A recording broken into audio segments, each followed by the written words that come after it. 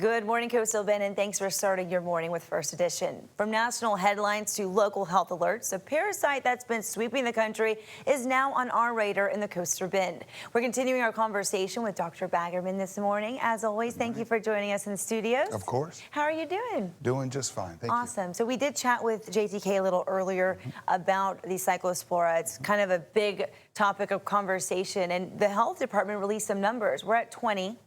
Doesn't sound like a lot, but that's up almost 4 times more than last year. It's a good number compared to last year and also a high number for our state. Exactly. And so there is other states that are seeing more of this, but what would you say if we're kind of putting a little radar on the Coastal Bend? How should we be acting? We should act in a large way like we do typically, which is preventive measures. Washing food and washing our hands and prevents the ingestion as much as we can.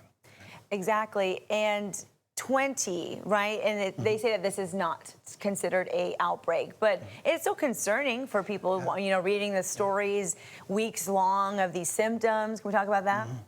Certainly. With the symptoms, once you ingest the parasite, right, it can take 2 days, 2 weeks or so before it really starts getting, you start getting the symptoms, the nausea, the kind of bloating, the discomfort, the diarrhea.